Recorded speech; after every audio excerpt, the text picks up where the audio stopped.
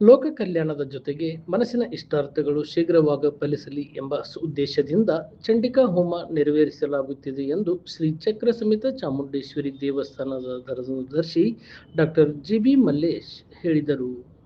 ಅವರು ಮಂಗಳವಾರ ತಾಲೂಕಿನ ಮರ್ಕುಂಬಿ ಗ್ರಾಮದ ಶ್ರೀ ಚಕ್ರ ಸಮೇತ ಚಾಮುಂಡೇಶ್ವರಿ ಅಮ್ಮನವರ 2ನೇ ದಿನದ ಜಾತ್ರಾ ಮಹೋತ್ಸವದ ನಿಮಿತ್ತ ದೇವಸ್ಥಾನದ ಆವರಣದಲ್ಲಿ ವಿಶ್ವದ ಅತಿ ಎತ್ತರದ 179 ಅಡಿಯ ಶಿವಲಿಂಗ ಪ್ರತಿಷ್ಠಾಪಿಸುವ ಮಧ್ಯಭಾಗದಲ್ಲಿ ಚಂಡಿಕಾ ಹೋಮಕ್ಕೆ ಚಾಲನೆ ನೀಡಿ ಮಾತನಾಡಿ, ದೇವಸ್ಥಾನದ ವತಿಯಿಂದ ದೇವರುಗಳಿಗೆ ಉಡಿ ತುಂಬಲಾಯಿತು. 55 ಗ್ರಾಮಗಳಿಂದ ಆಗಮಿಸಿದ 80ಕ್ಕೂ ಹೆಚ್ಚು ದೇವರುಗಳ ಪಲ್ಲಕ್ಕಿಗಳಿಗೆ ಗೌಡಗೆರೆಯ ಪವಾಡ ಬಸವಪ್ಪ ಪ್ರದಕ್ಷಿಣೆ ಹಾಕಿತು. ವೀರಭದ್ರೇಶ್ವರ ದೇವ ಸಮಿತಿಯವರ ನೇತೃತ್ವದಲ್ಲಿ ಪಲ್ಲಕ್ಕಿಗಳಿಗೆ ಮಾಲೆ ವಿತರಿಸಿ ಪೂಜೆ ಸಲ್ಲಿಸಿ ಉಡಿ ತುಂಬಲಾಯಿತು.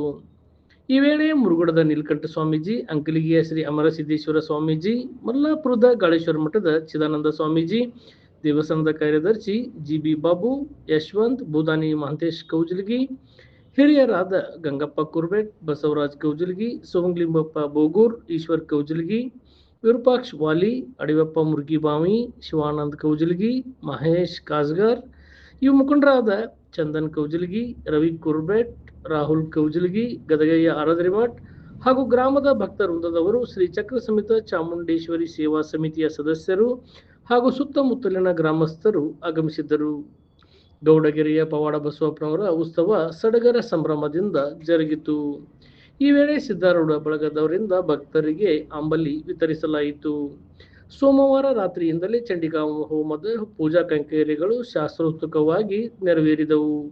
ಈ ವೇಳೆ ನಿವೃತ್ತ ಸೈನಿಕರಿಗೆ ಸನ್ಮಾನಿಸಲಾಯಿತು. ಮಂಗಳವಾರ ಪ್ರಾತಃ ಕಾಲದಲ್ಲಿ ವಿಧಿವಿಧಾನಗಳ ಮೂಲಕ ಚಂಡಿಕಾ ಹೋಮ ಜರುಗಿತು. ಭಕ್ತರು ತಮ್ಮ ಇಷ್ಟಾರ್ಥ ಸಿದ್ಧಿಗಾಗಿ ಪ್ರಾರ್ಥಿಸಿದರು. ಭಕ್ತರು ಕುಟುಂಬ ಸಮೇತ ದೇವಸ್ಥಾನಕ್ಕೆ ಆಗಮಿಸಿ ಸರತಿ ಸಾಲಿನಲ್ಲಿ ನಿಂತು ಬಸವಣ್ಣ ಪಲ್ಲಕ್ಕಿ ಹೋಮಕುಂಡಗಳಿಗೆ ನಮಿಸುವ ದೃಶ್ಯ ಸಾಮಾನ್ಯವಾಗಿತ್ತು. ಅವುಗಳ ಮುಂದೆ ನಿಂತು ಸೆಲ್ಫಿ, ಗ್ರೂಪ್ ಫೋಟೋ ತೆಗೆದುಕೊಂಡು ಸಾಮಾಜಿಕ ಜಾಲತಾಣಗಳಲ್ಲಿ ಹಂಚಿಕೊಂಡರು. ದೇವಿಯ ದರ್ಶನ ಪಡೆದ ಪ್ರತಿಯೊಬ್ಬರು ಅನ್ನಪ್ರಸಾದ ಸವಿದರು. ಬೈಲಹೊಂಗಲ ಹಾಗೂ ಮುರುಗೋಸ್ ಪೊಲೀಸ್ ಠಾಣೆಯ ಸಿಬ್ಬಂದಿಗಳು ಭದ್ರತೆ ಒದಗಿಸಿದ್ದರು.